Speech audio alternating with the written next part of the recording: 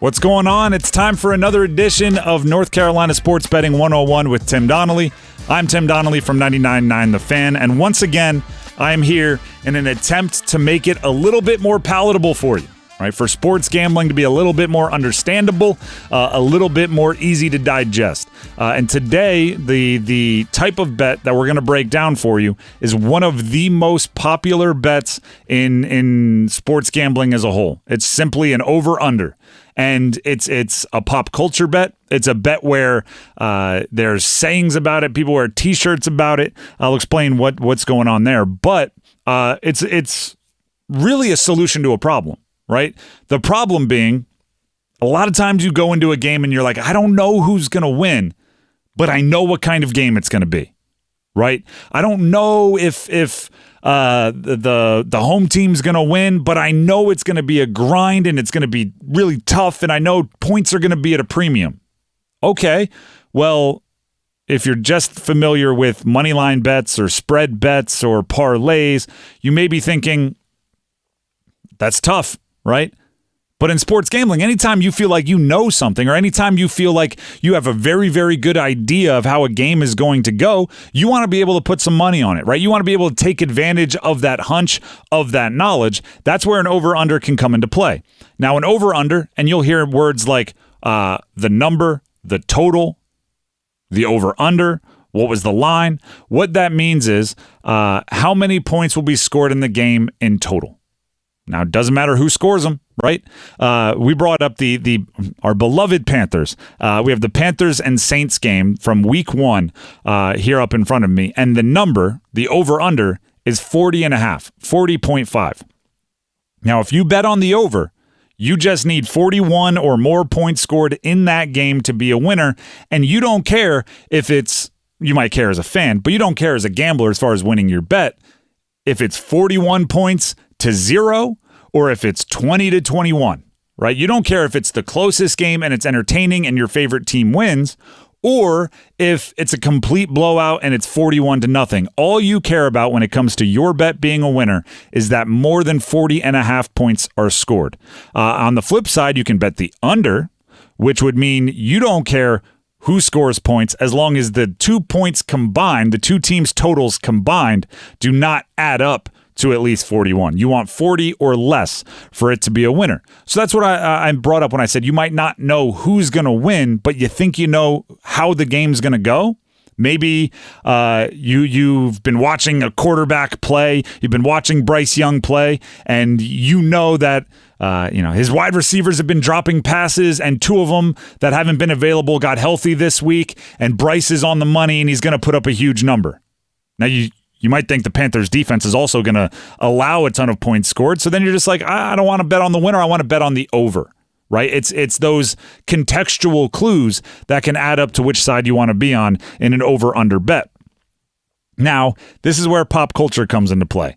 And by the way, always make your own bets, right? We talk about it often here on these Sports Gambling 101 segments, right? Responsible gambling is only betting what you can lose. I also like to encourage people to only make their own bets. And what I mean by that is don't be pressured by other people in the room or friends or online personalities. Anytime I give a pick recommendation, whether it's on my afternoon show or when a friend or family asks, I do my best not to just say, take the Panthers in the points. I try to explain why, right? Say, hey, the Panthers might be in a good spot to have a good game because of X, Y, and Z. And then if you agree with X, Y, and Z, make your own decision. You can place the bet. But if you do go online, you're going to see things like life's too short to bet the under. And simply what that means is overs are more fun to bet. And I get it, right? Who wants to be the person that's watching a football game and getting upset every time a touchdown is scored, right? When everyone else is celebrating, you're pouting in the corner because you bet the under. So life's too short to bet the under, or to bet the under is a entertainment statement. But if you're trying to win bets, if you're trying to make money, if you're trying to have a return, make your own bets, right? Look at the game, evaluate whatever you think is going to happen, and be on that side. With that being said, there's a fun element, right? If you're just looking for entertainment coupons, if you're looking to place a little money on a game just to increase the entertainment value, right? There's a Thursday night football game between two teams you don't care about. You just want a reason to watch. The over does provide some of that entertainment value, right? Then every time anyone scores, you're excited. Interception return for a touchdown, you're excited. Field goal, you're happy with it. Long touchdown, you're excited. And the over is never out is another thing you'll hear. And all that means is, right, if we'll look back at the Panthers-Saints game, the number is 40.5. If in the first quarter the Saints score 20 points, the Panthers score 21, your bet is a loser in the first quarter, right? And if you're betting for entertainment, you want a reason to watch the game, that could be a bummer, right? Then you have 3 quarters of sulking. The flip side is, if it's 0-0 going into the fourth quarter, and you've taken the over at 40.5, the over's never out, right? There's still a chance. And maybe you need overtime or maybe you need a couple fluke plays, but you can still sit there and root for it. As unlikely as it is, the over is never completely out. And it could be a winner early on, but I don't think anyone's going to be complaining like, oh man, that last half was boring because I got my money in the first half. So there are some entertainment decisions to make, but from a pure gambling standpoint, it's about as simple as you can get. It is, do you think this many points will be scored combined from the two teams? If the answer to that question is yes, you'd be on the over. If the answer to that question is no, you'd be on the under. And if the answer to that question is golly, I have no idea, you refrain from betting on that game and you move on to the next. Or you go research, you go watch film, you go do whatever it is you do to prepare, then you come back and place a more educated bet. There's a lot of options there.